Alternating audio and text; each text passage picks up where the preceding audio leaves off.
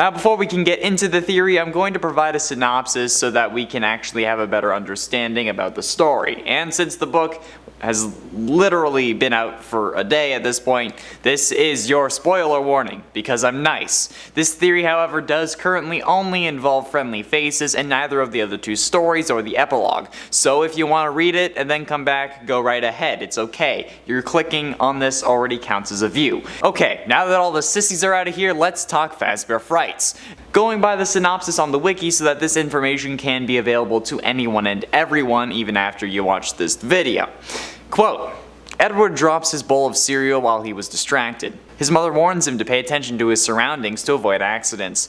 This dozing off also causes Edward to embarrass himself in science class when he pours pepper onto a magnet, which sprays the pepper everywhere and gets into the student's eyes. On the bus ride home, Edward laments to his friend Jack on how much he messes up, and how much he has to apologize for his mistakes. As the two get off the bus and walk home, Edward and Jack discover an abandoned kitten, which they named Faraday, after the famous scientist Michael Faraday. They begin teaching the cat tricks and formed a strong bond with it as the months go by. One day though, Faraday follows a butterfly onto the street. Jack chases it to try to keep him safe, but they both get hit by a truck and die. Having witnessed the accident, Edward is understandably traumatized and mourns their deaths, especially since they were his only two friends. While watching TV, an advertisement by Fazbear Entertainment abruptly appears, advertising their Fazbear Friendly Faces service. It's a program that recreates a lost pet by using the pet's DNA to create its face and then adds it to an animatronic body, creating a new companion in their image. Edward pays for the expensive service and took some hair from Faraday's corpse, accidentally taking some of Jack's hair as well. After a few weeks, a package from Fazbear Entertainment is sent to Edward's house, appearing in front of his doorstep on a stormy night. He is horrified by the cat inside, because it has Jack's face on it. The cat, called the Friendly Face, kept smiling at Edward, not moving at all. He forces the cat back into the box and then buries it in the backyard. Because, you know, that's gonna work. Despite being buried, the cat doesn't stop smiling. During the night, he hears sounds throughout the house, the hallway, the living room, his bedroom, and even from behind him, but Edward can't seem to find anything. He eventually heads back to bed, until the cat, still covered in mud, appears on his bed. Typical cats, man. His mother came in when she heard his screams, but the cat had disappeared. Months pass, and Edward sees the Friendly Face constantly stalking him. However, as soon as he sees it, it disappears. He almost goes insane as he started to hear ticking and chittering everywhere. As he is walking home one day, he finds his Friendly Face on the street. It chases Edward into the forest and tries to curl around his ankles. As he runs into the woods, though, he gets hit by a truck and dies from bleeding out.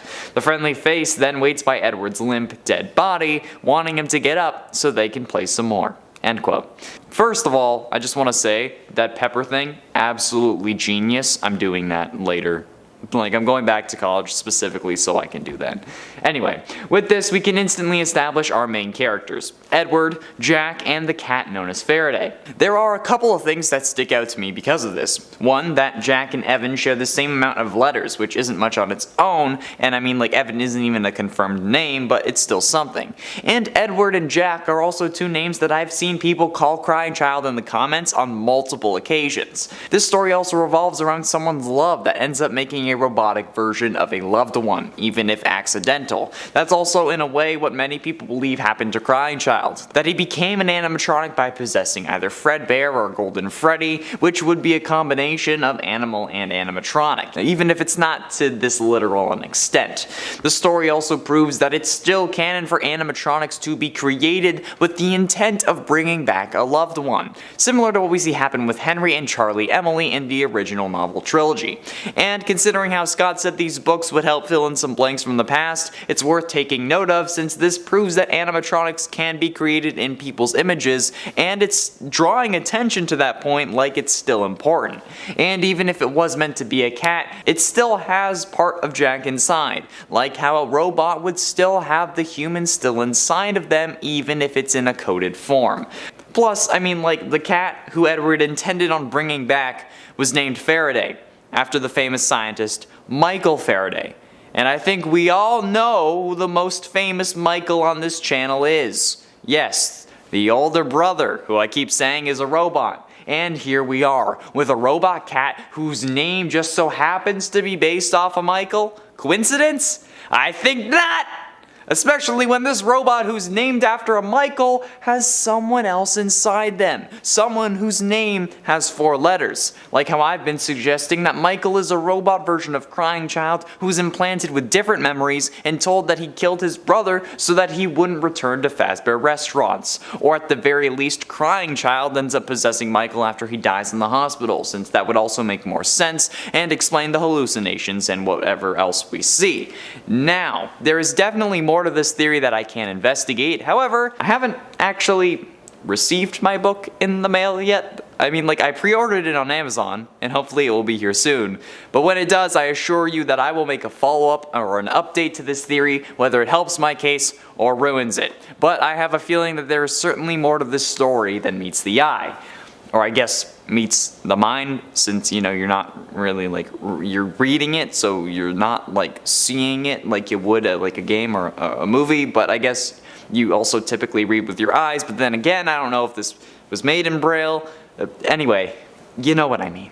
First of all, the game. Let's take a look at the actual gameplay first, as explained to us by the Freddy Files Updated Edition, so that we know there's no misinterpretation or bias in my script. Quote, during the 4th lap of Midnight Motorist, hit other cars to slow down, then drive across the bottom lane. Eventually, you'll see there is an opening at the bottom of the screen that you can enter. You'll be led to another screen, where it's raining, and you're just one purple car driving along a winding road. As you drive to the U-shaped bend in the road, crash your car into the dark clearing in the trees. You can get out, you'll find that your character is yellow, not purple, and walk to an open spot in the trees. In the upper left corner, there is an unmarked pile of dirt. Get back in your car and you'll reach a fork in the road, where you can either go left or continue straight. If you turn left, you're brought to a parking lot where there's a restaurant called Junior's. There's a green man standing outside the restaurant. Park and get out of the car. As you approach the green man, he says, "Come on, you know you can't be here. Don't make this more difficult than it has to be." Nothing else happens. Get back in your car and then turn right. Keep driving until you reach a blue house. You can get out of your car and walk around the house. The sound of music fades away and is replaced with the sound of rain. The closer you get to your house, the more it zooms in on your character. Go to the front door and enter the house. The game falls silent.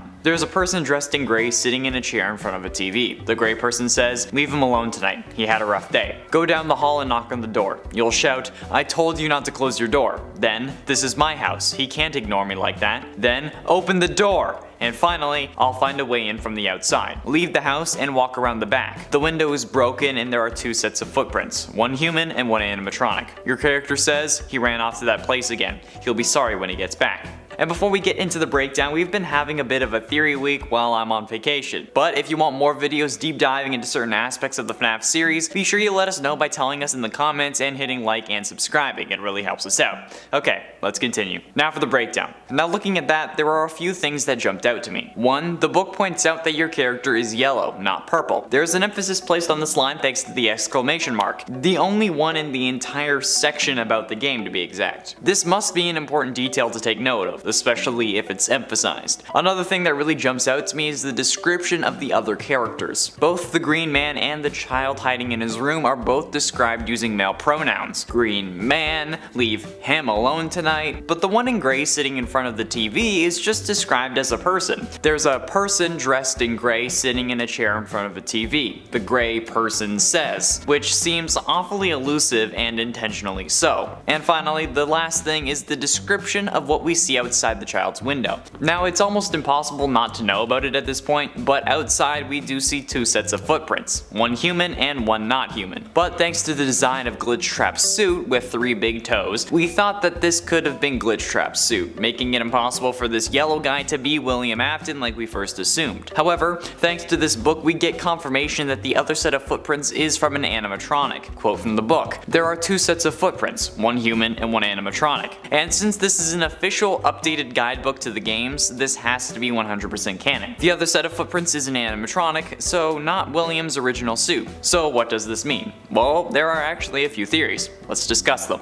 The first and most prevalent theory is that the yellow man is William Afton. This was started thanks to the similarity of the car used in this game and the car William is shown driving in the Take Cake minigame from FNAF 2, and both scenes are raining. This was further supported by the fact that the secret portion of the Midnight Motorist game is called Later That Night, which seems to be be pointing us towards this taking place after William killed Charlotte and take cake. This would also explain who the one in the chair is. It could be Michael, who is watching TV like he does at the end of Sister Location's Nights, but some have speculated that it could be the mother, which is supported by the lack of pronouns used for this person. But it could also be used for Michael if he was in fact a robot, since he wouldn't be a he, but I guess he also wouldn't be a person. And the one in the bedroom who was lured away could very well be Crying Child, who was brought to a Fazbear location by one of the animatronics. This is presumably what made William want to make him afraid of the animatronics. This might be why the brother ripped the head off the Foxy plush and started using it as a mask to scare Crying Child. It would also explain the logic of putting Crying Child in Fredbear's mouth. It was another scare tactic, but William didn't plan on the mouth closing, killing his son. The other theory suggests that perhaps this yellow man is not William Afton, but rather his business partner Henry. This is supported by the fact that he is just not purple, and the animatronic footprints outside the window. However, the major flaw with this theory is that Henry is shown to only have a daughter, not a son. So the actual gendering of the child basically ruins the whole idea that this is the Henry Emily household. Another possibility is that the yellow man is not Henry Emily at all, but is rather the father of one of the missing children's incident victims who was either captured by one of William's animatronics or by William himself in a costume. But thanks to the Freddy files, we know it's an animatronic. And thanks to the pile of dirt the book also pointed out that is also fairly close to the house, it was probably a twisted animatronic, since we know that the twisted ones bury themselves in the ground during the day only to dig their way back up at night. If this is true, then this could also connect the pizza party level in Night Terrors from Help Wanted, where the player starts out in a bedroom which looks slightly similar to the one from FNAF 4, but we know that that room is meant to be the Crying Child's bedroom since he was in a coma experiencing this dream while fighting for his life. However, the biggest point of contention in this minigame is the yellow guy, or aptly named Mustard Man thanks to the community and mostly MatPat. This is the one thread that gives us all the variables. If we know who the yellow guy is, then we know what's going on in this game. The yellow of the character could be a reference to the yellow spring bodysuit that Afton uses to kill kids, since we know that he just came off of killing Charlotte, and that could be what this is referencing. The color yellow on one hand stands for typically positive feelings, like happiness, positivity, clarity, optimism,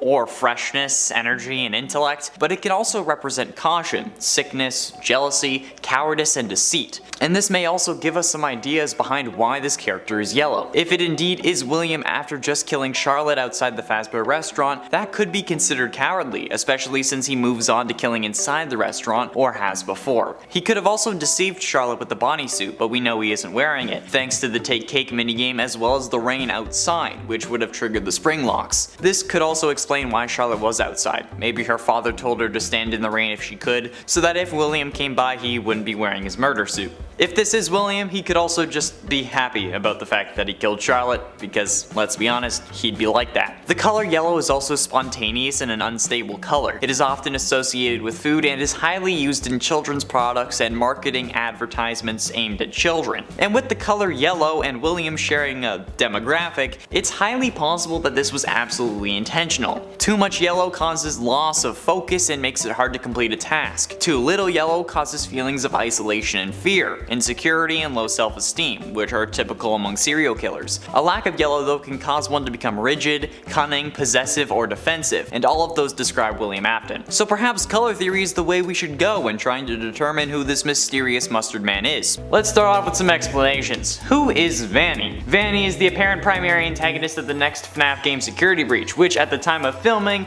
doesn't have a release date. Vanny, also known as the Reluctant Follower, was grabbed a hold of by Glitchtrap in some form and has now two consciousnesses in her head. Hers that googles the migration pattern of bees, and William's that googles how far can a human be tortured before passing out and how to induce compliance in human subjects, as we learned from FNAF AR emails, which seems to indicate that Vanny isn't entirely under his control. However, we don't know where she came from, only that she's most likely both Vanny and the security guard Vanessa. We also know that Vanny, when William is making her speak, has glitchy vocal cords somehow, and will fumble words like we see in the Security Breach trailers, particularly when she says it was only a glitch. So it's safe to say that when she is killing, or at least being aggressive or violent, she isn't in control of her body, and rather it's William. This is the second closest we actually get to interacting with William directly, since the closest we got was FNAF 3, since, you know, he was alive inside Springtrap, but now he's alive inside Vanny. Alive. We had a whole separate video on how he's not technically alive, go check that out. Now, this all seems well and good, but how would we be Vanny? After all, there is no evidence to suggest it, right? Well, not necessarily.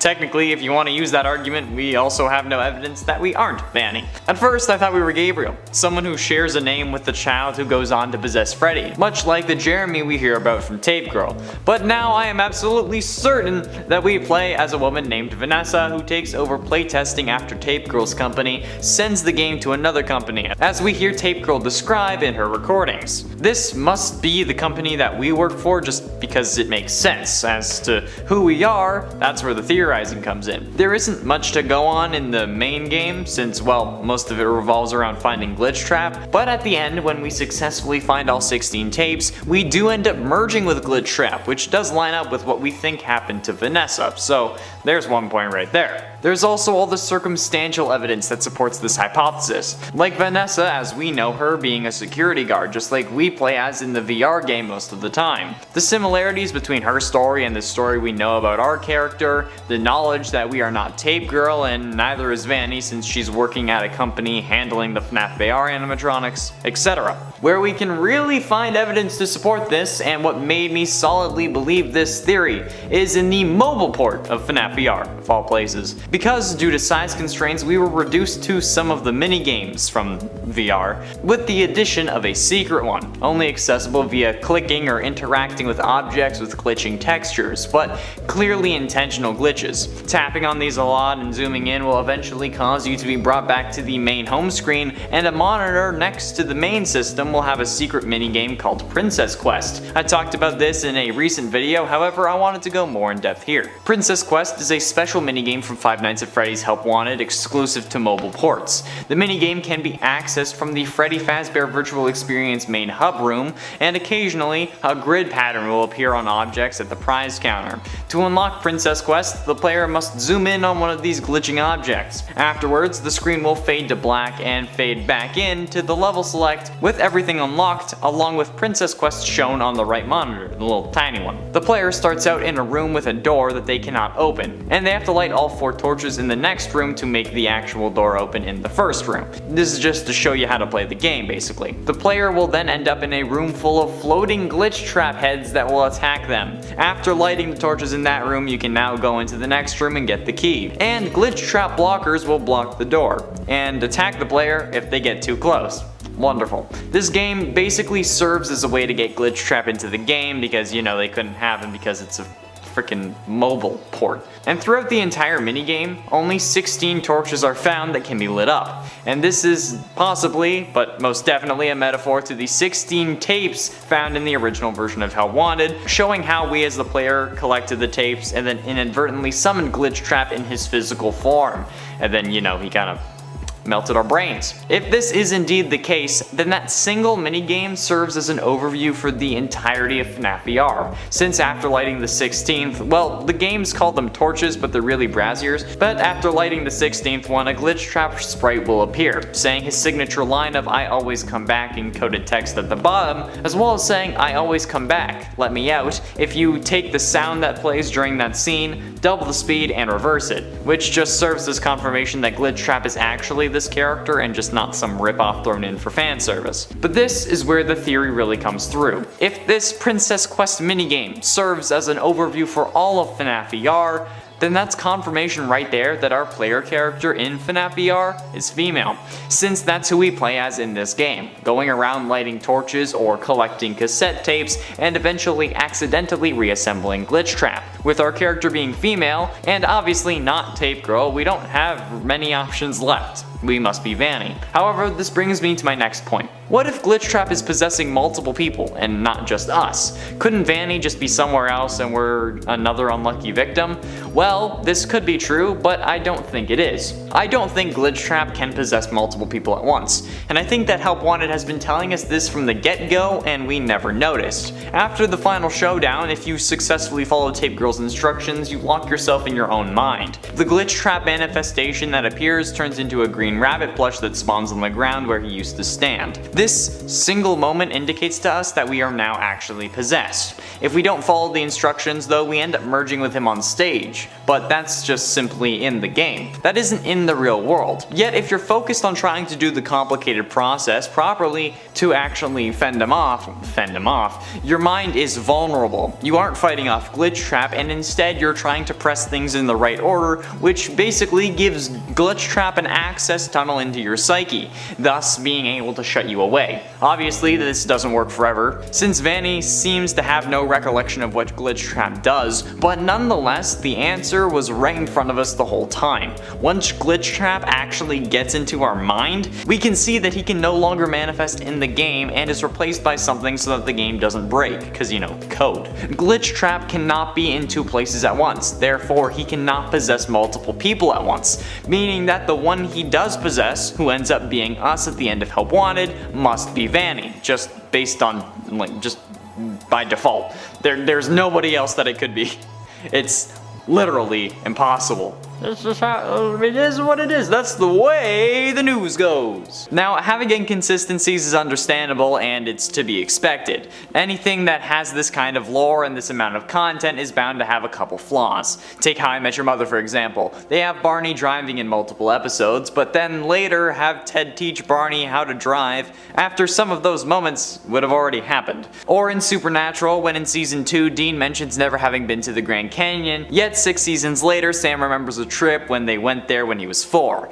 This was admitted to be a mistake on the writer's part, but discrepancies like that are to be expected when talking about a series as big as this. But the inconsistency I'd like to address here is the nightmare animatronics, and I've had an excellent idea that would explain away the whole kerfuffle with them. As we learn at the end of FNAF 4, Crying Child was in a coma for the entirety of the main FNAF 4 game after getting chomped by Fredbear, meaning that every animatronic we see in the main gameplay would be taking place inside of Crying Child's head. So all the nightmare animatronics along with the Jacko animatronics would be created in his mind. And since Crying Child dies at the end of the game, getting the plug pulled or just giving up on fighting, there wouldn't be any way for anyone else to know what these animatronics looked like. Yet they still appear in future games like Ultimate Custom Night and FNAF VR. So what gives? What's the deal? How could this be possible? And I have a satisfactory conclusion that is bound to make some of you mad. And isn't that the best kind? If we go back to a previous theory video entitled We Were Wrong About Golden Freddy on this channel, we can see that I proposed the idea that Crying Child is actually the one you should not have killed. Not many people seem to be happy with this idea in the comments section, but hey, that's alright, I'm a big kid now, I can take it. However, if Crying Child was the one you should not have killed, it would help explain the discrepancies with these animatronics in such an easy way. First, let's go over the evidence again as to how the Crying Child is the one you should not have killed. In room 1280 of Heracles Hospital, something evil is keeping a man alive. A man with gruesome burns all over his body and an iron will to live. The man in room 1280 is the third story of the 5th Fazbear Frights book Bunny Call. The story, written by Andrea Wagner, revolves around a man with, as the book summary described, horrific burns all over his body. His organs are exposed, his face is missing, he has burn marks everywhere. This man was taken off life support years prior to the story, yet somehow is still able to live. He's still alive. The story ends with this horrifically damaged man being taken to a Fazbear Entertainment distribution center where he promptly explodes violently. This story is obviously meant to represent, or very well be, William Afton, who did end up escaping the FNAF 6 fire, but was horribly damaged because of it. The story was meant to show us that William had a soul possessing him, the soul of a young boy with curly black hair, rosy cheeks, and an alligator mask. And the description of the young boy with curly black hair would also fit the Crying Child. This also proves to us that the one possessing William was a male and not a female, so it couldn't be Cassidy. This also explains why we were so confused about the lines discussing the one you should not have killed, since they all refer to him as a boy if it includes a gender-based pronoun. Example, I have seen him, the one you should not have killed. I have seen him, the one you shouldn't have killed. There is no reference to any form of female, which we thought made sense because Golden Freddy is a male character, but why would they be referring to a female spirit as the animatronic they inhabited? Also, how could Cassidy possess two things at the same time, especially when one of them is a human? When Crying Child died, there was also no animatronic around for him to possess. It would make more sense for him to possess William since he would have to be in the vicinity after signing the papers to let his son go. Everything lines up for Crying Child to really be the one you should not have killed, keeping his father alive after seeing all the horrific deeds he's committing in an effort to bring him back. Or just because he's his father after all. He brainwashed Elizabeth, so why not brainwash Crying Child as well? I am remade, but not by you, by the one you should not have killed. I am fully convinced that Crying Child was the one possessing his father and keeping him alive, since if that was the case, it explains the other appearances of the animatronics that only Crying Child would know about. Since Ultimate Custom Night also takes place in William's head, which can't be a coincidence given this series now. That's how the Nightmare animatronics were able to appear and torture William, and that's why the characters who mention the one you should not have killed, Mangle, Withered Chica, Nightmare Freddy, and Jacko Chica, all share some form of Nightmare version or connection to FNAF 4. There are also multiple lines that refer to your situation, such as "this is how it feels." This is how it feels, and you get to experience it over and over and over again. Forever. I will never let you leave. Which could be referencing being hunted down by animatronics, but why would someone who was killed by William reference gameplay that another character has to deal with? Instead, I think it's a reference to your current situation, where you're in a coma and this is what it feels like. We also know that the sound disc was not to blame for the Nightmare animatronics, since Nightmare Freddy himself says that he was now given flesh. I am given flesh to be your tormentor. And the disc can seemingly only alter the appearance of something, meaning it would already need to have at least some form of flesh to alter. These are all hints about who is really possessing William, and it also explains how they're appearing in the next games. Since after waking up from his coma, William could have easily written descriptions down, or created them himself when he was possessing the hard drive that gets scanned to help make the animatronic AI in Help Wanted.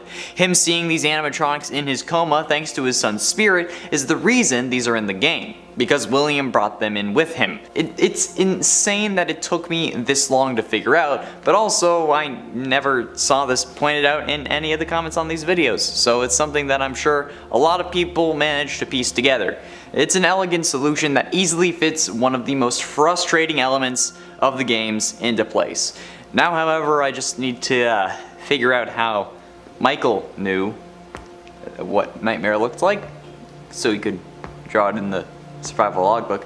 That's a mystery I'll never quite understand, really, since he would only be able to learn about it if William told him after he learned about them, but Michael burns in FNAF 6, so that should be impossible, because William doesn't learn about them until Ultimate Custom Night, which takes place after FNAF 6. And Crying Child couldn't have told his brother since he died in FNAF 4 after seeing these animatronics, so how could he know? Let me know your thoughts down below.